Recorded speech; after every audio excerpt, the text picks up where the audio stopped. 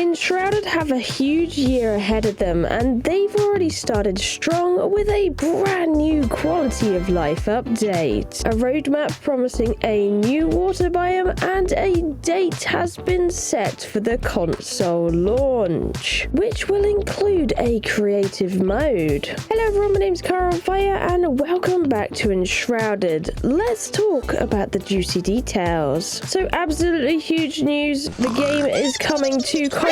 I know I've heard it over and over again. People have been wanting this to happen. Yes, it's confirmed. Hooray! Soon you'll be joining us on the climb to the mountains of Albaneve or dancing through the Springland meadows. On the small text just below their roadmap, they've stated the 1.0 release is planned for the spring of 2026. This includes the console launch along with a creative mode and more user-generated content features. Unfortunately, yes, this is a year away, but I promise you it will be worth the wait. I absolutely love Enshrouded. It was my favorite game of the year last year, hands down. Now, Enshrouded is currently marked as an early access title, and with it planned to have a 1.0 release in spring next year, this could be promising for a full release of the game. We are currently on the 0.8 version, so that's a couple of updates away from the big 1.0 patch. Full releases are usually pretty huge for games, so I'm looking forward to it.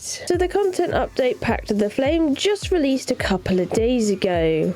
And at first, it just looks like your average patch, but there's a lot more to it. First going is the game world update. Keen have been brushing up the old Shroudy lands, with several settlements and POIs being reworked after the update, as well as a couple of new locations have been added for you to explore. There's been changes to Moth's Grove, Saline Quarry, Neverton, Fox Chase, Brookmoor, Fenrig's Farm, Morwenna, Roost Nook, Cloverbrook Farm, and Mistberry Catacombs. And in the Springlands biome, they've added several new settlements and camps. Welcome to Mid-Hollow, a brand new ruin in the Shroud. I adventured around this creepy location, and it has a massive gash in the middle of it that falls down into the red shroud, so it's a pretty evil place. Come on into the Wistful Fields, a new farm location.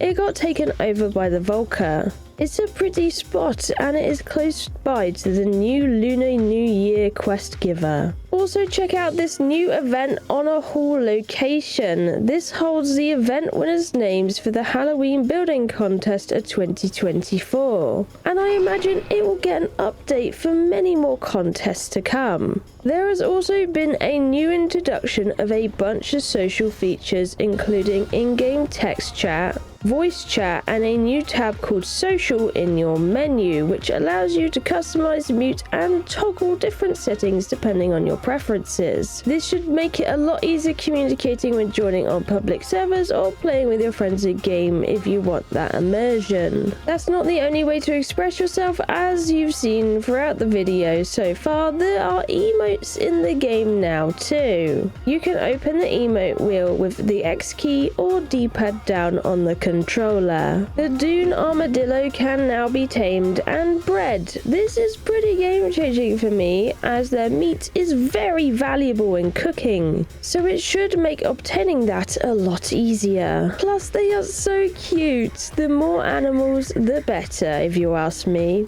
Speaking of animals, they did a bunch of fixes to the current pets. I remember seeing people having trouble taming the cats with the previous update, so hopefully this will make that more possible.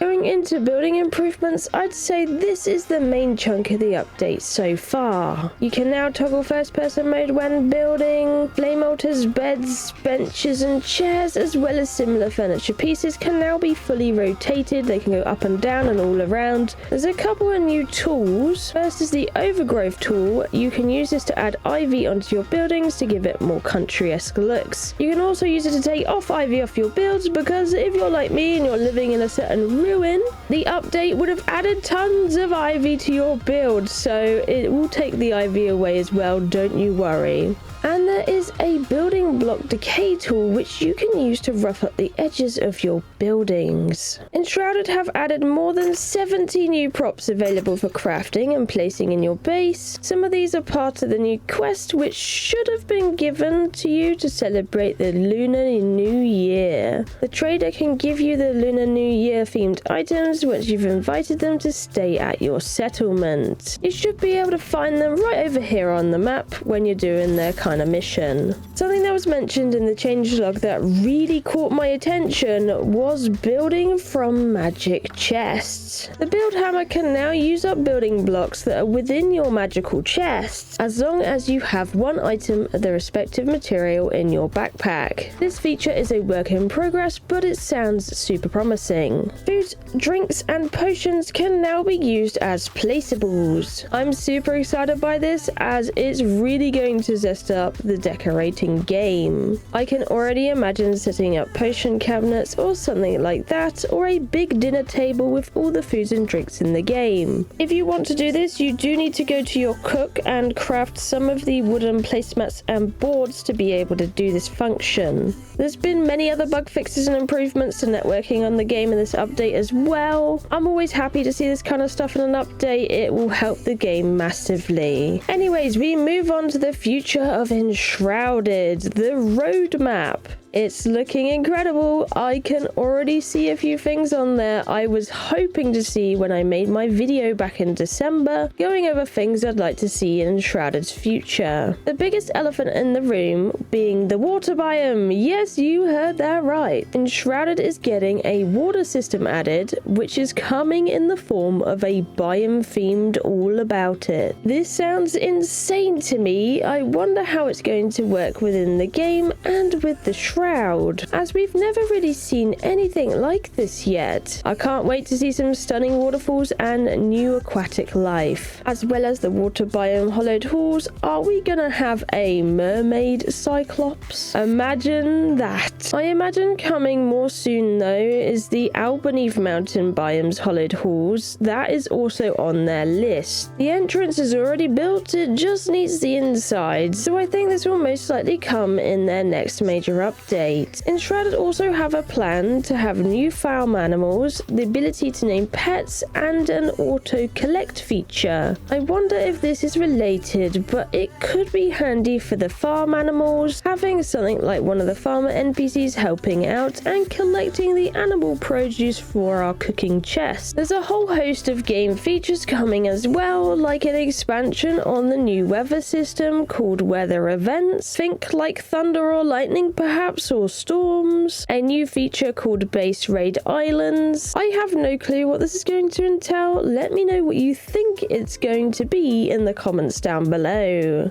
My current theory is perhaps it's like a fortified challenge island that you have to figure some puzzles out, or where to put explosives to blow into. There's going to be certain levels and different bosses on them, like the scavenger mother. It's going to be really challenging, but the loot will be super worth it. That's my idea of what that entails anyway. And perhaps it will tie into the new moving traps they are adding in. The game is also going to be giving us improved Shroud, new visuals, and rewards. I'm looking forward to this, as sometimes the Shroud can feel quite empty. The difficulty in night times is going up. Let's face it, at the moment, the raiding parties of Shroud warriors are not much to bat an eye at. They are more of an annoyance than anything if you're trying to get to A to B. But this update would make it more dangerous with a new reward. They've also mentioned enemy patrols, so this could probably be in relation or something completely different. So I am down to see what that's all about. New weapon types and weapon gem customizations are coming, perhaps to add different traits to our weapons and elements to enhance our favorite tools of destruction. As for new weapon types, I'd love to see more range items, maybe like a crossbow, slingshot, or something like that. I'm really looking forward to the jukebox and playing music together with NPCs. I think this would be much appreciated for those who mainly play as solos, as it's quite cool getting your friends together with different instruments and enhancing up the tune in multiplayer, but if you're on your own you don't get to experience that.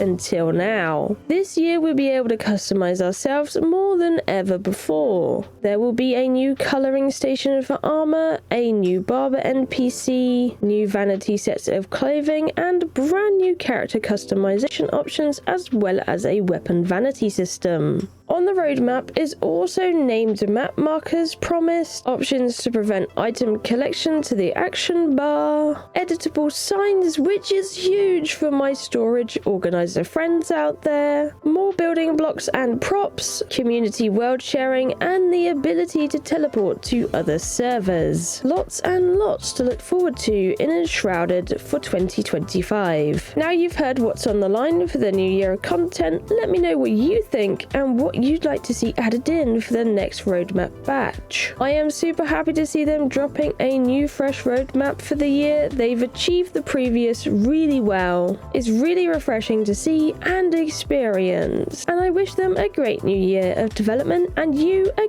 great new year of playing. Either way, my name is Kaya, thank you for watching, I love you, and I'll see you in the next one. Bye bye!